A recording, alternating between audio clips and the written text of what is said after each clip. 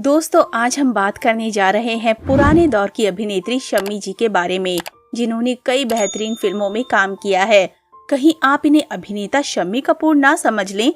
इन्हें हिंदी सिनेमा में शम्मी आंटी के नाम से भी बुलाया जाता है। जी हाँ, हम बात कर रहे हैं इस मशहूर अदाकारा की, जिनकी स्क्रीन पर आप फोटो देख पा रहे हैं। तो चलिए आज हम आपको इस महान अभिनेत्री के बारे में बताते हैं, जिनके बारे में जानने की फरमाइश हमें हमारे प्यारे दर्शकों ने की है। तो चलिए शुरू करते हैं हमारी इस वीडियो को। लेकिन उससे पहले अगर आप हमारे चैनल पर नए हैं तो चैनल को सब्सक्राइब जरूर कर लें, ताकि हम आपके लिए ऐसे ही तमाम पुराने दौर के भूले बिसरे कलाकारों की जानकारी लाते रहें। रबाड़ी का जन्म 1929 में बॉम्बे, भारत में हुआ था। उनके पिता एक अग्यारी यानी पारसी अग्नि मंदिर में पुजारी थे और जब वो लगभग 3 साल की थीं तब उनकी मृत्यु हो गई। अपने पिता की मृत्यु के बाद उनकी मां पैसे कमाने के लिए पारसी समुदाय द्वारा आयोजित सभी धार्मिक समारोहों में खाना बनाती थीं। रबाड़ी की एक बड़ी बहन मणि रबाड़ी थी, जो एक फैशन डिजाइनर थी और उन्होंने 1967 से 1994 के बीच हिंदी फिल्मों में कई अभिनेत्रियों के साथ उनके ड्रेस डिजाइनर के रूप में बड़े पैमाने पर काम किया।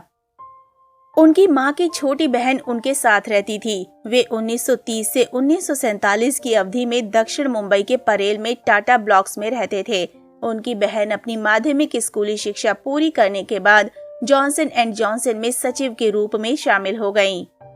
1942 में जॉनसन एंड जॉनसन ने टैबलेट का निर्माण किया और रबाड़ी को पैकिंग विभाग में नियुक्त किया गया। उनका काम उन टैबलेट को इकट्ठा करना था जो टैबलेट केस में सील नहीं थे और मशीन से गिर गए थे। उन्हें बड़ी बोतलों में डालना था, जो अस्पताल में मरीजों को मुफ्त में वितरित करने के लिए जाती हैं। इस काम के लिए उन्हें 100 रुपए प्रति माह का भुगतान किया जाता था। शम्मी संयोग से फिल्मों में आई। एक पारिवारिक मित्र अभिनेता और निर्माता शेख मुख्तार के साथ बहुत दोस्ताना थे। उस समय मुख्तार दूसरी मुख्य भूमिका के लिए एक अभिनेत्री की तलाश कर रहे थे। एक फिल्म में उन्हें बेगम पारा को मुख्य महिला प्रधान के रूप में लेकर शुरुआत करनी थी। उन्होंने उनकी मुलाकात शेख मुख्तार से करवाई। मुख्तार उनकी हिंदी बोलने की कला को लेकर चिंतित थे, क्योंकि वो एक पारसी थीं। शम्मी ने तुरंत चिंतित शेख से कहा कि वो उनसे हिंदी में बात करेंगी और अगर उन्हें कोई कमी नजर आए तो वो उन्हें बता दे। शेख मुख्तार उनसे प्रभावित हुए। अगले दिन उन्हें स्क्रीन टेस्ट के लिए महालक्ष्मी स्टूडियो में बुलाया गया। उन्हें निर्देशक तारा हरीश ने अपना नाम बदलकर शम्मी रखने की सलाह दी, क्योंकि इंडस्ट्री में नरगिस नाम की एक और अभिनेत्री थी।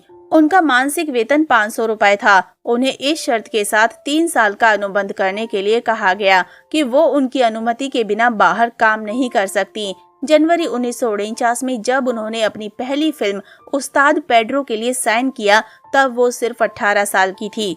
उस्ताद पेड्रो में बेगम पारा के साथ शेख मुख्तार और हास्य अभिनेता के रूप में मुकरी थे और इसका निर्देशन तारा हरीश ने किया था। और बेगम पारा शेख मुख्तार अभिनीत ये फिल्म 1949 में बॉक्स ऑफिस पर हिट रही थी। उन्हें हर दिन स्टूडियो में जाना पड़ता था और जब उनकी कोई शूटिंग नहीं होती थी तब भी अभिनय का अभ्यास करना पड़ता था। शम्मी को अन्य फिल्मों के संवाद पढ़ने पड़ते थे और फिल्म के निर्देशक हरीश ने उन्हें बहुत सी चीजें सिखाई, क्योंकि वो खुद एक अभिनेता थे। हरीश मुकेश द्वारा निर्मित एक और फिल्म का निर्देशन कर रहे थे, जिसका नाम मल्हार था। शम्मी को उस फिल्म में मुख्य भूमिका दी गई थी। चूंकि निर्देशक वही थे तो शम्मी को शेख मुख्तार के बैनर के बाहर भी काम करने की इजाजत थी। उन्हें मल्हार के लिए अच्छी समीक्षा मिली। फिल्म का संगीत भी हिट रहा।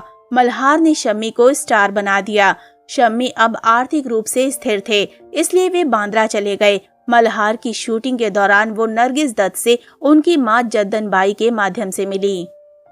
वे अच्छे दोस्त बन गए। नरगिस उनकी सबसे अच्छी दोस्तों में से एक थीं। उन्होंने एक साक्षात्कार में कहा था, नरगिस पहली अभिनेत्री थी जिन्हें 1 लाख रुपए दिए गए थे। यहाँ तक कि दिलीप कुमार को भी उस समय इतना पैसा नहीं मिलता था। ये फिल्म उद्योग में चर्चा का विषय था। मेरे जैसे अभिनेता जो सहायक भूमिकाएं करते थे, उन्हें 10,000 से 15,000 रुपए तक मिलते थे। दिलीप कुमार और मधुबाला के साथ उनकी तीसरी फिल्म संग दिल थी। ये फिल्म 1952 के अंत में रिलीज हुई और इसे सिर्फ मध्यम सफलता मिली। चूंकि संग दिल दर्शकों के बीच अलोकप्रिय थी, इसलिए उन्हें 7 महीने तक काम नहीं मिला। शम्मी ने फिल्मों में मुख्य या दूसरी मुख्य भूमिका निभाकर शुरुआत की, लेकिन संग दिल के बाद उन्हें जो भी काम मिला उसे स्वीकार करना पड़ा। उन्होंने ऐसी कुछ फिल्मों में वैम्प की भूमिका निभाई। उन्होंने एक साक्षात्कार में कहा था, जब मैंने ऐसा किया तो कई लोगों ने मुझे डांटा, लेकिन मेरे दिमाग में ये स्पष्ट था कि मुझे काम करना है। घर पर बैठने से मुझे कोई मदद नहीं मिलेगी, क्योंकि मैं परिवार का पालन पोषण करने वाली थी। उन्हें महिपाल, मनहर देसाई और करण दीवान जैसे नायकों के साथ मुख्य नायिका की भूमिकाएं मिली।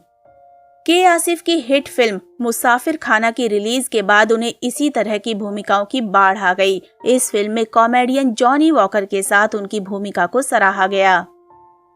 इस अवधि में सहायक अभिनेत्री के रूप में उनकी कुछ सफल फिल्में थीं: इल्ज़म, पहली झलक, बंदिश, आजाद, Hulagu, son of Sinbad, Raj Tilak, खजांची, घर संसार, आखिरी दाव, कंगन, भाई बहन और दिल अपना और प्रीत पराई। 1952 से 1960 तक रिलीज हुई उनकी बाकी फिल्में व्यावसायिक रूप से असफल मानी गईं। 1962 से 1970 की अवधि में उनकी कॉमेडी और वैम्प भूमिकाओं ने हाफ टिकट, इशारा, जब जब फूल खिले, प्रीत न जाने रीत, आमने सामने, उपकार, इत्तेफाक, साजन, डोली, राजा साहब और द ट्रेन जैसी सफल फिल्मों में प्रभाव डाला। 1970 के दशक की शुरुआत में उन्हें पूरब और पश्चिम और अधिकार जैसी फिल्मों में चरित्र भूमिकाएं ज्यादातर मां की भूमिका निभाने की पेशकश की जाने लगी। उन्होंने समाज को बदल डालो के लिए सर्वश्रेष्ठ सहायक अभिनेत्री के रूप में BFJA पुरस्कार जीता। उन्होंने सुल्तान अहमद नामक एक महत्वाकांक्षी निर्देशक से शादी की। उन्होंने काम पाने के लिए इंडस्ट्री में शम्मी के संबंधों का इस्तेमाल किया। राजेश खन्ना, सुनील दत्त और आशा पारेख जैसे उनके दोस्तों ने सुल्तान अहमद द्वारा निर्देशित फिल्मों में काम किया। उनके पति के निर्देशन में बनी फिल्में जैसे हीरा, धर्मकांटा और दाता सफल रहीं। इस अवधि के दौरान शम्मी ने अन्य निर्देशकों के प्रस्तावों को स्वीकार नहीं किया और इस वजह से उन्हें फिल्मों में अभिनय करने के लिए कम प्रस्ताव मिलने लगे। शम्मी को 2 बार गर्भपात का सामना करना पड़ा और उसके बाद कोई गर्भ धारण नहीं हुआ, इसलिए उनके और सुल्तान अहमद के कोई बच्चे नहीं थे। इससे उनके रिश्तों में तनाव पैदा हो गया। दंपति ने एक घर खरीदा था और उसका पति घर उसके नाम पर करना चाहता था। शम्मी की राय थी कि चूंकि उसकी भाभी की आय नहीं थी, इसलिए अहमद को घर अपनी बहन के नाम पर कर देना चाहिए। अहमद के साले का परिवार भी उनके साथ रहता था। शम्मी अपने बहनोई के बच्चों के करीब थी और उनकी देखभाल करती थी। शादी के 7 साल बाद वो 1980 में अपने पति से अलग हो गईं। वो अपनी कार सहित कुछ भी लिए बिना घर से बाहर चली गईं। वो अपने पुराने घर में लौट आईं, जहां वो बांद्रा में अपनी मां के साथ रहा करती थी। शम्मी के घर छोड़ने के 8 दिनों के भीतर नरगिस दत्त ने शम्मी को द बर्निंग ट्रेन में भूमिका दिलाने में मदद की। उनके दोस्त राजेश खन्ना ने उन्हें 1980 में रेड रोज, आंचल, कुदरत, आवारा बाप और स्वर्ग जैसी फिल्मों में मुख्य भूमिकाएं दिलवाने में मदद की। इन फिल्मों ने उन्हें सहायक अभिनेत्री के रूप में पहचान दिलाई और उनके करियर को फिर से पटरी पर ला दिया। अपनी हालिया सफलताओं से उत्साहित होकर उन्होंने 1985 में पिघलता आसमान नामक एक फिल्म बनाने का फैसला किया। राजेश खन्ना इस फिल्म में अभिनय करने वाले थे और उन्होंने निर्देशक के रूप में इस्माइल श्रॉफ का नाम सुझाया। बताया जाता है कि इस्माइल और खन्ना के बीच विवाद हुआ, जिसके बाद खन्ना फिल्म से बाहर हो गए। तब तक ये फिल्म फ्लोर पर नहीं आई थी। शम्मी ने एक बड़ी अभिनेत्री राखी को लाया था, क्योंकि राजेश खन्ना इस फिल्म में अभिनय कर रहे थे। वितरक शम्मी से असंतुष्ट थे, क्योंकि उन्होंने राजेश खन्ना से वादा किया था। फिर उन्होंने शशि कपूर से संपर्क किया। इस विषय पर उन्होंने एक साक्षात्कार में कहा, उन्होंने यानी शशि कपूर ने मुझसे ये भी नहीं पूछा कि मैं उन्हें कितना भुगतान करने जा रहा हूँ। सब कुछ ठीक हो गया, लेकिन निर्देशक ने मुझे बहुत परेशान किया। उन्होंने सेट पर सभी से लड़ाई की। अंततः डबिंग पूरी होने से पहले ही उन्हें फिल्म से बाहर निकाल दिया गया। मैंने फिल्म का निर्देशन किया। फिल्म बॉक्स ऑफिस पर असफल रही। मुझे पता था कि ये फ्लॉप होगी। मुझे बहुत बड़ा नुकसान हुआ। घाटे से उबरने में मदद करने के लिए राजेश खन्ना, जो उस समय टेलीविजन श्रृंखला का निर्माण कर रहे थे, ने शम्मी को टीवी शोज में कुछ भूमिकाएं दिलाने में मदद की। उन्हें फिल्मों और टीवी शोज दोनों में उनकी भूमिकाओं के लिए अच्छा भुगतान मिल रहा था और इस बार उन्होंने पैसे बचाना शुरू कर दिया। देख भाई देख, जबान संभाल के, श्रीमान श्रीमती, कभी ये कभी वो और फिल्मी चक्कर जैसे धारावाहिकों में उनके अभिनय की सराहना की गई। 1990 से 2000 तक उनकी बहुत मांग थी। उन्होंने कुली नंबर 1, हम, मर्दों वाली बात, गुरुदेव, गोपी किशन, हम साथ साथ हैं और इम्तिहान जैसी कई सफल फिल्मों में काम किया। महेश भट्ट की फिल्म लहू के 2 रंग में एक ड्रग एडिक्ट की भूमिका के लिए उन्हें अच्छी समीक्षा मिली। 2008 से 2011 तक उन्हें शायद ही कोई भूमिका दी गई थी। उन्होंने 2013 में शिरीन फरहाद की तो निकल पड़ी से वापसी की, क्योंकि निर्देशक बेला सहगल उन्हें एक पारसी महिला की भूमिका के लिए चाहती थीं।